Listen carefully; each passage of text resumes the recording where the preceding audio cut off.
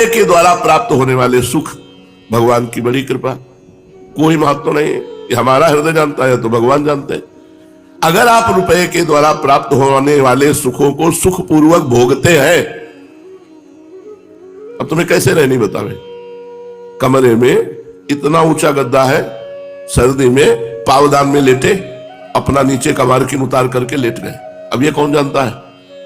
सब कोई सुला के जाता है गद्दे में और नीचे उतर कर पावदान में लेट गए, मार्किन ऐसे ओढ़ ली, जितनी देर बेसुध रहे ने बैठ करके तखत का सहारा लेकर फिर भजन शुरू।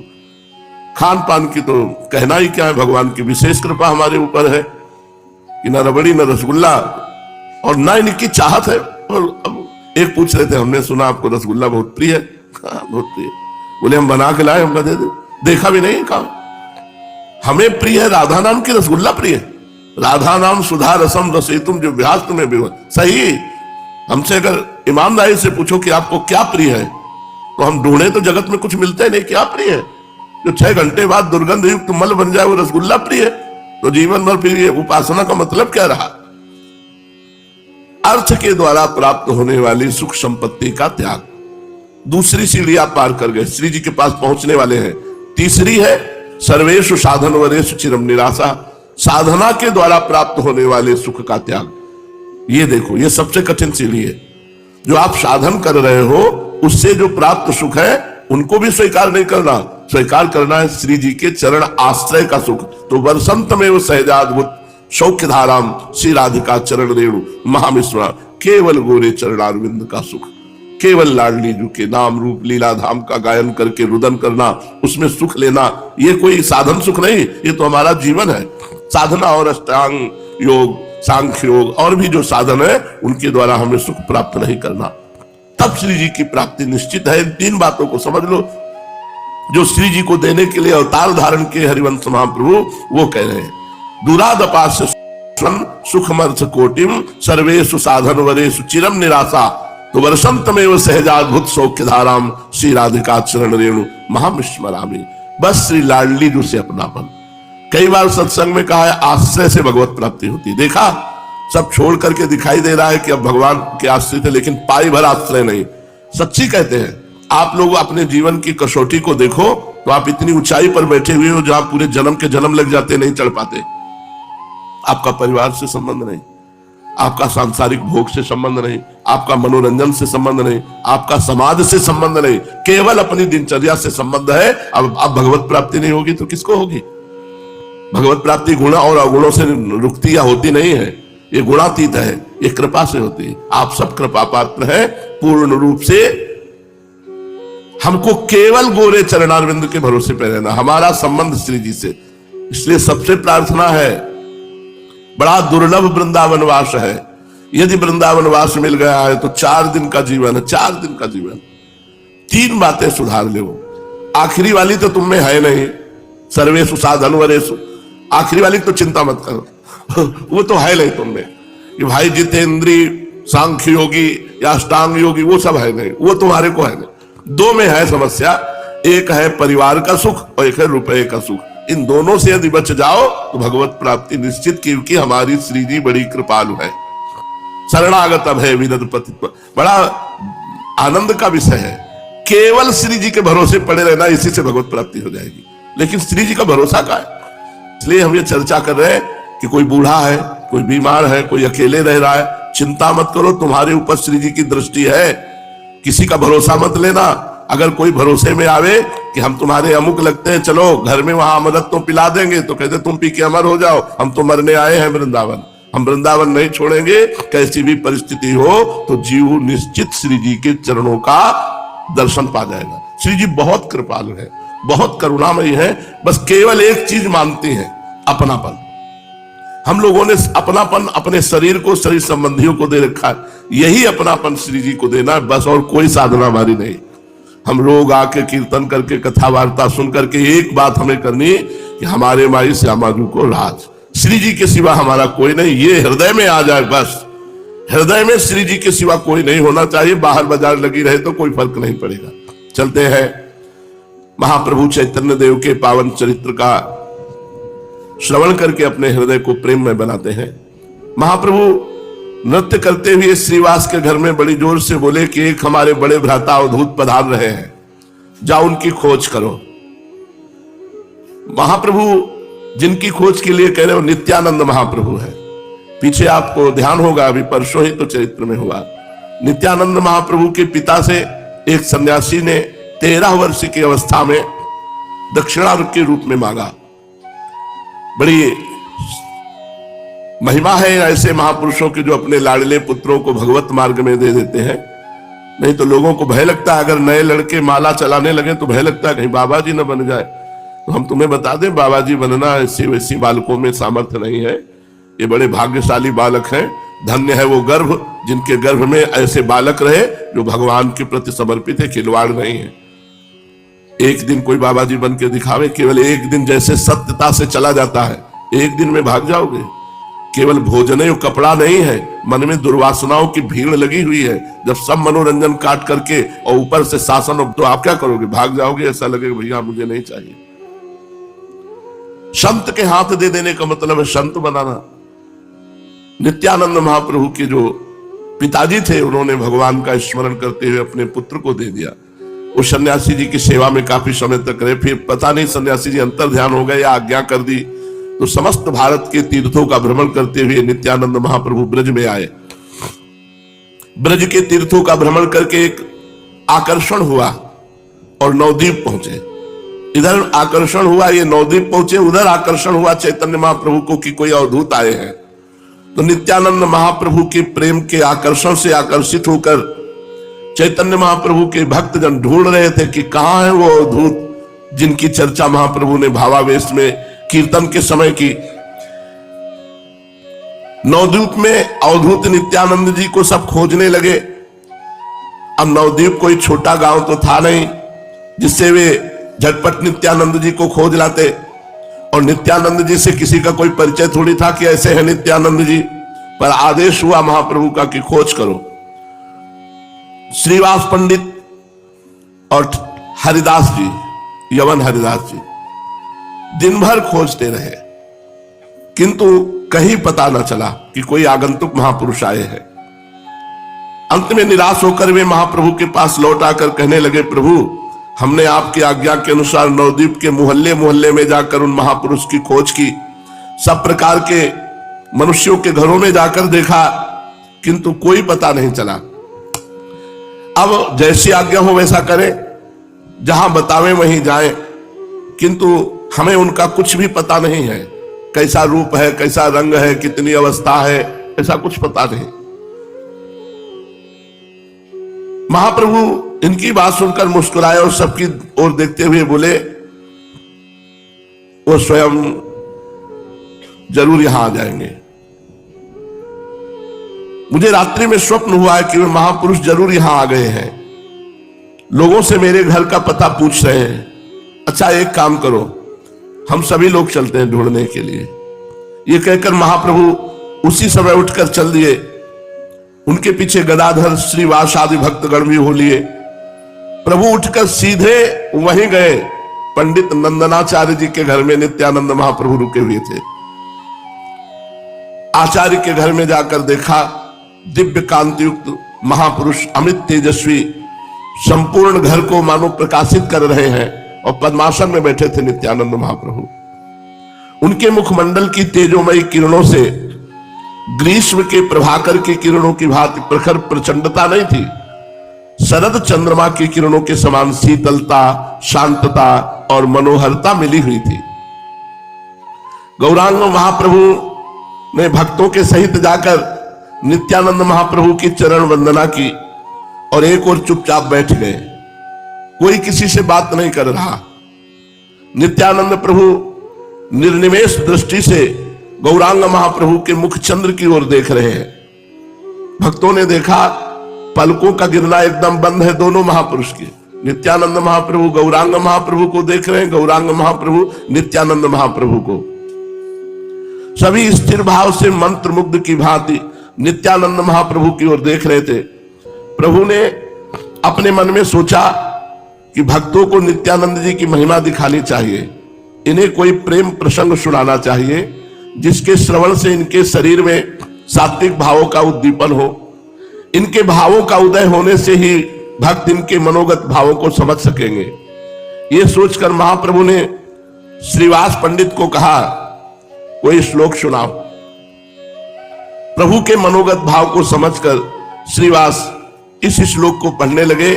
जिस श्लोक को सुनकर परमहंस श्री सुखदेव जी ने 18,000 श्लोक कंठस्थ किए। ये वही श्लोक है जिसको सुनकर के ब्रह्मानंद में छके हुए परमहंस श्री सुखदेव जी महाराज अपने पिता भगवान व्यास देव जी से 18,000 श्लोक वाले श्रीमद् भागवत ग्रंथ को कंठस्थ किया। श्रीवास बड़े मधुर स्वर से, उच्च स्वर से सुनाने लगे।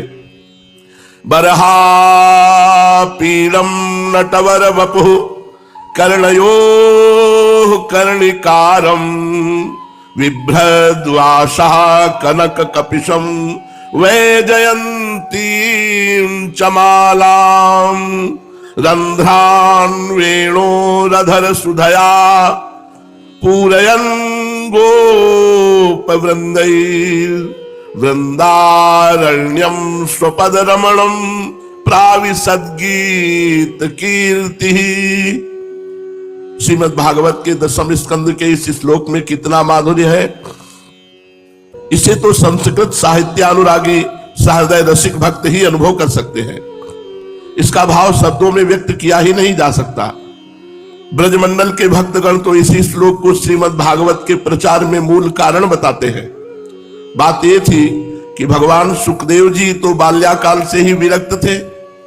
वे अपने पिता भगवान व्यास देव जी के पास ना आकर घोर जंगल में अवधूत वेश में विचरण करते थे। व्यास भगवान ने उसी समय श्रीमद् भागवत की रचना की थी। उनकी इच्छा थी कि श्री सुखदेव जी इस श्रीमद् भागवत का श्रवण करके दूसरों को सुनाएं। किंतु जितनी देर गौ दूही जा सकती है उतनी देर से अधिक कहीं श्री सुखदेव जी रुकते नहीं थे। 18,000 श्लोक वाली श्रीमद् भागवत को किस प्रकार पढ़ सकते। इसलिए व्यास देव जी को जो मन में भाव था कि सुखदेव जी श्रीमद् भागवत पढ़े, वो मन में ही दबी रही। व्यास देव जी के शिष्य घोर जंगल में समिधा कुश तथा फल फूल लेने जाया करते थे। एक दिन उन्हें इस बीहड़ वन में एक सिंह मिला। सिंह को देखकर वे लोग डर गए और आकर भगवान व्यास देव जी से कहने लगे, गुरुदेव अब हम घोर जंगल में नहीं जाया करेंगे। आज हमें सिंह मिला था, उसे देखकर हम सब के सब भयभीत हो गए। शिष्यों के मुख से ऐसी बात सुनकर भगवान व्यास देव जी कुछ मुस्कुराए और थोड़ी देर सोचकर बोले, व्याघ्र से तुम लोगों को भय किस बात का है? चलो हम तुम्हें एक ऐसा मंत्र बता देंगे कि उसके गायन के प्रभाव से कोई भी हिंसक जंतु तुम्हारे पास नहीं फटक सकेगा।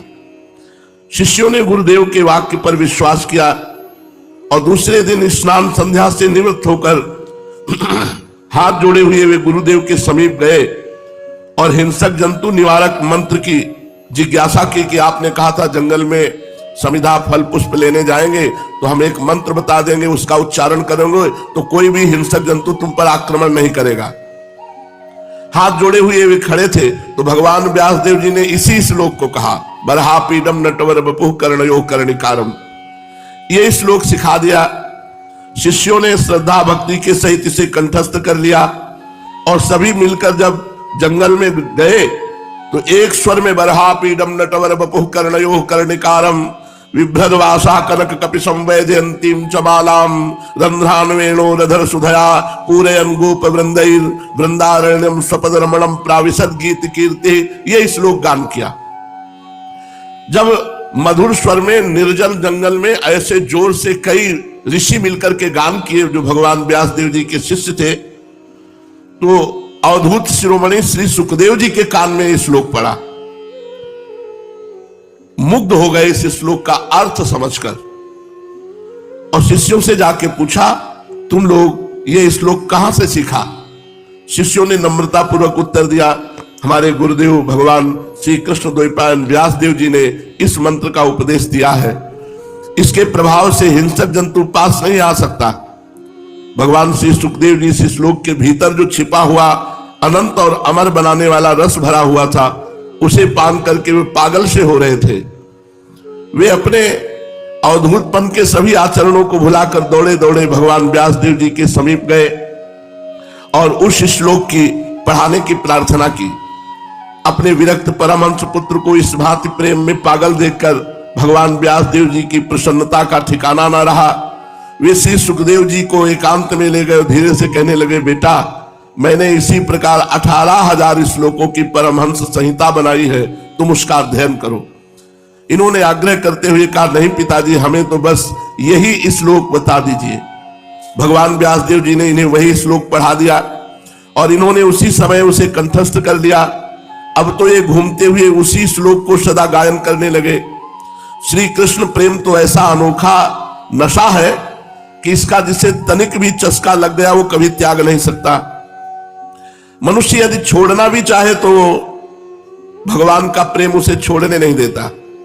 श्री सुखदेव जी को श्री कृष्ण रसासव, श्री कृष्ण मधुमय मनोज्ञ मदिरा का चस्का लग गया। फिर वे अपने अवधूतपने के आग्रह को छोड़कर श्री व्यास जी के समीप जाकर श्रीमद् भागवत के पठन में संलग्न हो गए और सांगोपांग 18,000 श्लोक कंठस्थ किए। तभी भगवान व्यास देव जी कहते, आत्मा रामश्च मुनयो निर्ग्रंथा अपिनुक्रमे कुर्वन्त हेतु किम भक्ति मिथ्यम भूत गुणो हरि। भगवान के गुणों में यही तो एक बड़ी भारी विशेषता है कि जिनकी हृदय ग्रंथि खुल गई है, जिनके सर्व संशयों का जड़मूल से छेदन हो गया है, जिनके संपूर्ण कर्म नष्ट हो चुके हैं, ऐसे आत्माराम मुनि भी भगवान के गुणों में अहेतु की भक्ति करते हैं। क्यों न हो, वे तो रसराज है ना। प्रेम सिंधु में डूबे हुए को किसी ने आज तक उछलते देखा नहीं। जिस श्लोक का इतना भारी महत्व है उसका भाव भी सुन लीजिए। गौवें चराने प्रभु जा रहे हैं, बरहा पीडम नटवर बपु कर्णयो कर्णिकारम। गोपाल वृंदावन की ओर जा रहे हैं, साथ में ग्वाल बाल है। आज उन्हें न जाने क्या सूझी है कि कमनीय कीर्ति, कन्हैया की निरंतर कीर्ति का बखान करते हुए सखा जा रहे हैं। सभी अपने कोमल कंठों से श्री कृष्ण का यशोगान कर रहे हैं। इधर ये अपनी मुरली की तान में मस्त हैं। संपूर्ण शरीर की गठन एक सुंदर नट के समान बड़ी ही मनोहर है। नटवर बपो बरहा पीडम, सिर पर मोर मुकुट और नटवर बपो, कानों में बड़े बड़े कनेर के पुष्प लगे हैं। कनक के समान, बिजली के समान, स्वर्ण के समान जिसकी कांति, ऐसा पीतांबर धारण किए हैं। शरीर श्याम सुंदर है, श्याम शरीर है। बरहा पीडम नटवर बपुः कर्णयोः कर्णिकारम बिभ्रद वासा कनक कपिशम वैजयंतीम चमालम, वैजयंती माला धारण किए हुए हैं और आंखों की भ्रकुटियों को चढ़ाए हुए टेढ़े होकर बंसी के छिद्रों को अपने अधरामृत से पूर्ण करने में तत्पर है। उन छिद्रों में से विश्व मोहिनी ध्वनि सुनाई पड़ रही है। पीछे पीछे ग्वाल बाल यशोदानंदन का यशोगान करते हुए जा रहे हैं। इस प्रकार के मुरली मनोहर अपनी पदरज से वृंदावन की भूमि को पावन बनाते हुए ब्रज में प्रवेश कर रहे हैं। जगत को उन्मादी बनाने वाले इस भाव को जब अवधूत शिरोमणि सुखदेव जी सुन करके पागल हो गए तो फिर अवधूत नित्यानंद जी कैसे शांत बैठे रह सकते थे। जे ही नित्यानंद जी को यह श्लोक श्रीवास के मुख से सुनने को मिला, हुंकार मारी आसन में बैठे थे और मूर्छित होकर पृथ्वी पर गिर पड़े। मूर्छित होते ही प्रभु ने श्रीवास से कहा, दोबारा इसी श्लोक का गान करो। श्रीवास जब दोबारा श्लोक पढ़ने लगे तो नित्यानंद प्रभु जोरों से हुंकार करते हुए हा कृष्ण, हा कृष्ण। उनके दोनों नेत्रों से अविरल अश्रु बह रहे थे। शरीर के सभी रोम बिल्कुल खड़े हो गए, पसीने से शरीर भीग गया। प्रेम में उन्माद की भांति नृत्य करने लगे। प्रभु चैतन्य महाप्रभु, गौरांग महाप्रभु उठे और नित्यानंद महाप्रभु को गले से लगा लिया। दोनों महापुरुष परस्पर एक दूसरे का गाढ़ आलिंगन करने लगे। नित्यानंद प्रभु प्रेम में बेसुध से प्रतीत हो रहे थे। उनके पैर कहीं कहीं लड़खड़ा रहे थे और वो जोर से बोल रहे थे हा कृष्ण कहकर रुदन कर रहे थे। रुदन के बीच बीच में जोर से हुंकार करते थे। इनकी हुंकार सुनकर उपस्थित भक्तजन थरथर कांपने लगे। सभी काठ की पुतली की भांति स्थिर भाव से चुपचाप खड़े थे। इसी बीच बेहोश होकर के नित्यानंद महाप्रभु निमाई अर्थात चैतन्य महाप्रभु की गोद में गिर पड़े। महाप्रभु नित्यानंद के मस्तक पर अपना कोमल कर कमल फिराया। उनके स्पर्श मात्र से नित्यानंद जी को परमानंद प्रतीत हुआ। वे कुछ प्रकृतिस्थ हुए।